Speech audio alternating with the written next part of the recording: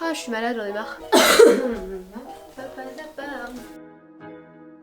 Aujourd'hui je reviens dans cette nouvelle vidéo pour vous donner tous mes conseils avant d'entrer au lycée. Je trouvais ça hyper important de vous parler de ça parce que moi aussi j'ai été en 3ème et moi aussi j'ai eu le stress de rentrer au lycée et j'aurais bien aimé avoir ce genre de conseils pour pouvoir mieux appréhender ma rentrée. Tout d'abord on pourrait penser qu'au lycée on vous donne beaucoup plus d'autonomie et c'est vrai qu'on vous donne beaucoup plus d'autonomie qu'au collège, notamment sur le téléphone portable, donc vous avez plus le droit d'avoir votre téléphone portable pendant les pauses, alors qu'au collège c'était plutôt interdit, enfin moi en tout cas c'était plutôt interdit. Donc au lycée on vous donne une plus grande autonomie, mais par contre cette autonomie vous devez bien la mettre à profit. Donc vous devez à vous-même vous fixer des conditions et des règles, parce qu'il n'y a pas forcément quelqu'un qui va toujours être derrière vous, même si ça reste le lycée, c'est quand même un environnement cadré où on va quand même vous pousser si vous ne faites rien. Mais voilà, le premier conseil que je pourrais vous donner c'est ne soyez pas en retard, ne séchez pas les cours, tout ça qui semble basique mais qui est vraiment très important parce que les retards, les absences, tout ça, ça va être comptabilisé dans votre livret scolaire et votre livret scolaire à la fin est évalué par votre jury de bac. Donc c'est super important de montrer que vous êtes assidu et que vous êtes sérieux. Après, cas de force majeure, si vous n'êtes pas bien, si psychologiquement ou physiquement, vous pouvez très bien rester chez vous, sécher les cours et donner l'excuse de votre maladie, ça y a pas de souci. Après, sécher les cours pour sortir avec vos amis, je vous conseille pas. Il y en a beaucoup qui le font et de mon point de vue c'est pas une bonne idée. Deuxième conseil que je pourrais vous donner c'est de bien vous entourer, parce que mine de rien vous allez être avec les mêmes personnes globalement pendant 3 ans et je pense que c'est super bien de vous trouver un petit groupe d'amis dans lequel vous allez pouvoir travailler mais aussi discuter, parler, jouer. Après je sais que c'est pas facile de se faire des amis quand on arrive dans un nouvel établissement dans lequel on connaît personne, ou même si on a du mal à se faire des amis en général. Croyez-moi, moi qui n'avais pas beaucoup d'amis au collège, voire même presque pas, quand je suis arrivée au lycée, j'ai eu un groupe de potes dans lequel je me suis vraiment très bien intégrée et avec qui pour la plupart je suis toujours amie. Après, c'est comme dans toutes les relations sociales, vous allez voir qu'il y a certains amis qui vont être là jusqu'à la fin et d'autres que vous allez laisser en cours de chemin ou qui vont vous laisser en cours de chemin. Et c'est totalement normal, voilà, vous allez avoir des relations plus 8h, 18h, donc c'est-à-dire des amis avec qui, enfin des amis de classe en fait, et puis après vous allez avoir des amis vraiment de la seconde à la terminale, voire même après. Le principal, c'est que vous vous sentiez bien avec de bonnes personnes. Et si ces personnes partent ou vous laissent, ne laissez pas ce départ affecter votre scolarité. Vraiment restez fixé sur vos objectifs, je ne sais pas, avoir le bac ou avoir tant de moyenne, voilà. Après il faut pas non plus rester trop focus sur ses notes parce qu'au bout d'un moment on fait un burn-out. Mais voilà, il faut trouver un juste milieu entre amis et scolarité. Le troisième conseil que je pourrais vous donner, c'est d'essayer de travailler pendant vos temps libres.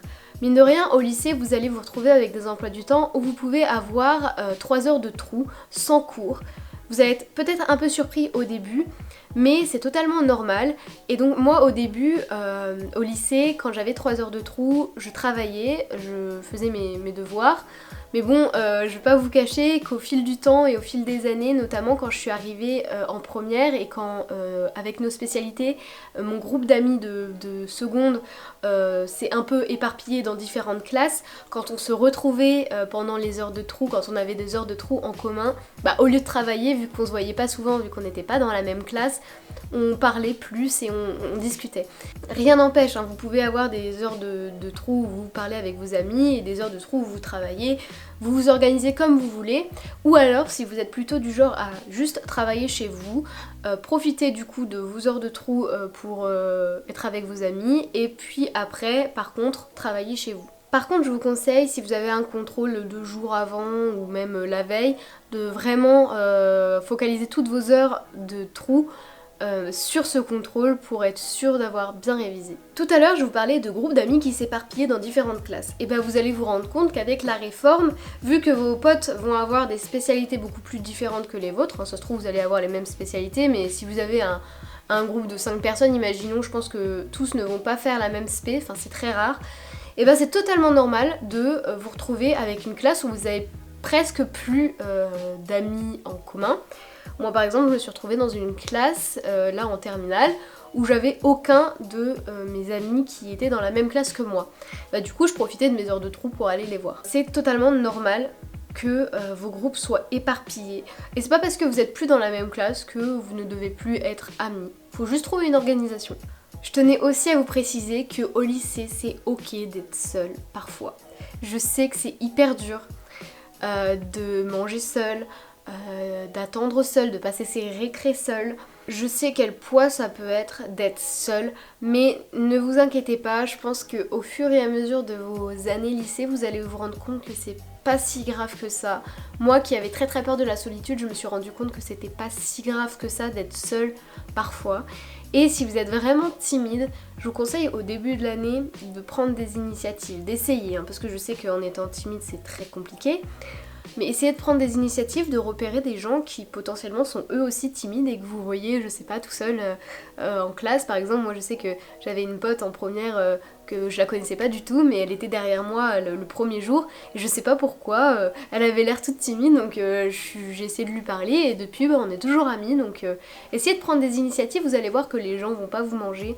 Je sais que c'est très compliqué, mais je crois en vous et je pense que vous allez y arriver. Le 5e conseil que je peux vous donner, c'est tout simplement de participer en cours. Comme vous le savez, je pense que participer en cours, c'est tout simplement la meilleure manière d'assimiler votre cours. Mais c'est aussi une manière de bien réviser, et quand vous arrivez chez vous pour réviser votre cours, vous avez bien intégré parce que vous allez vous souvenir des questions que vous avez posées ou des questions auxquelles vous avez répondu, et vous allez beaucoup mieux intégrer votre cours. De même, je vous conseille de bien vous investir dans le lycée, d'essayer d'être délégué, de faire partie des associations, de faire un maximum d'options que vous pouvez.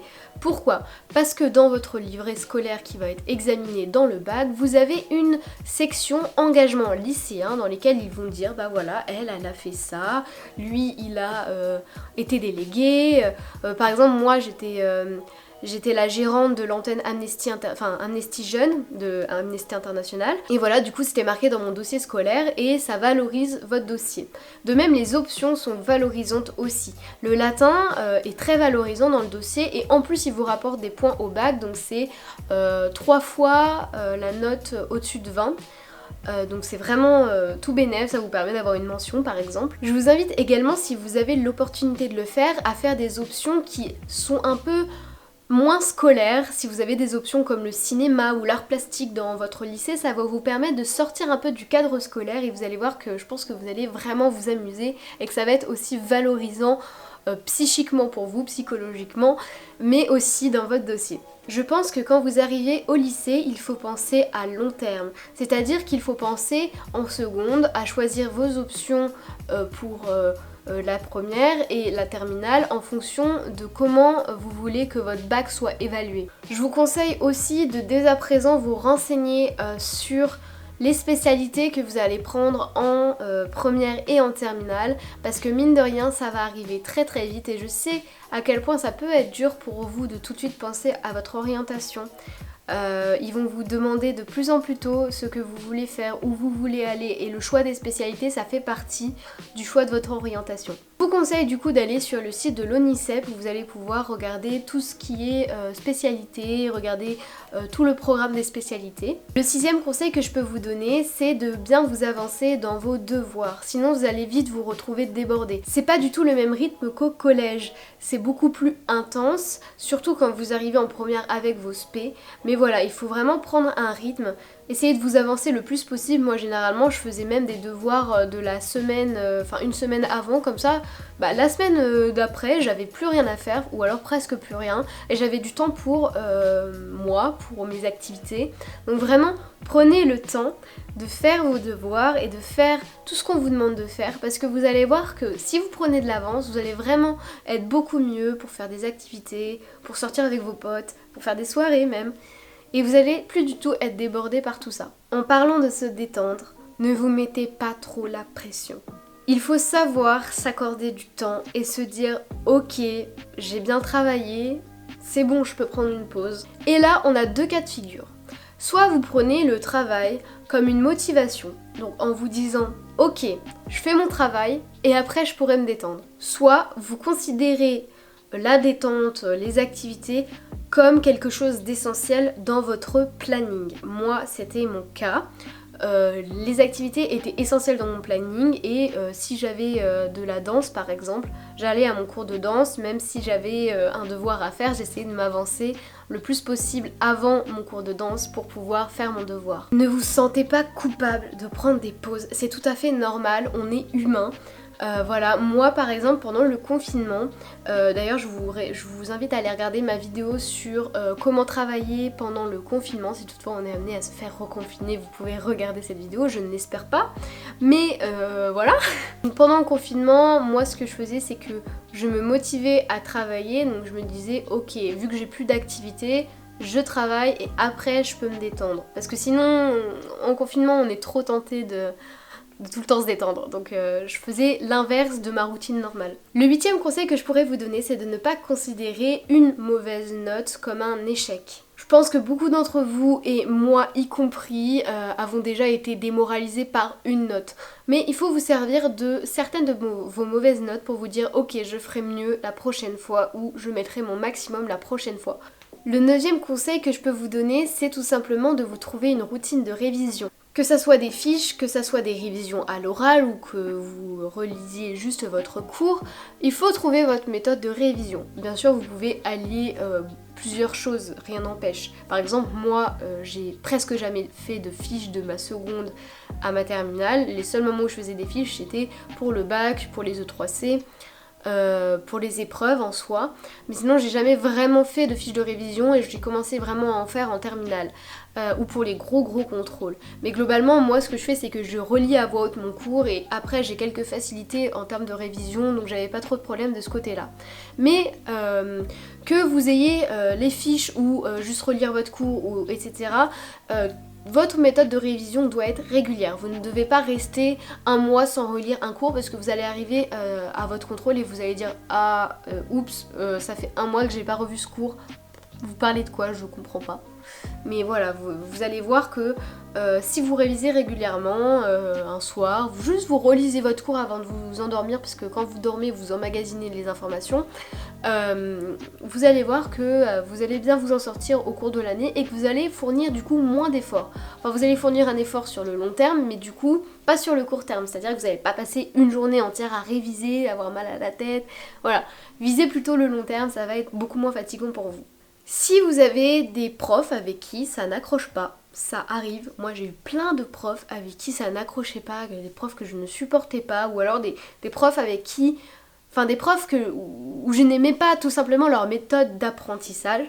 Bah, ce que je faisais c'est que j'apprenais les cours sur internet en plus de leurs cours à eux que je ne comprenais pas trop, ou alors j'essayais de comprendre leurs cours avec des informations d'internet, ou alors vous pouvez aussi acheter à partir de votre première pour vos épreuves etc. et même pour vos cours de contrôle continu, des livres Anabac ou alors des fiches toutes faites que vous pouvez trouver à la FNAC dans des petits livrets. Voilà, c'est tout ce que je pouvais vous dire sur mes conseils avant d'entrer au lycée. J'espère que cette vidéo vous aura plu, j'espère que ça vous aura aidé, que vous êtes un peu moins stressé à l'idée de rentrer au lycée. Vous inquiétez pas, ça va super bien se passer. Je vous invite à vous abonner à mon Instagram qui est dans la barre d'infos, mais aussi à vous abonner à ma chaîne YouTube. Vous êtes de plus en plus nombreux, je suis vraiment super contente, merci beaucoup. N'hésitez pas non plus à laisser un like si vous avez aimé cette vidéo, à commenter si vous avez des questions. Moi je vous laisse ici et je vous dis à la prochaine pour une nouvelle vidéo.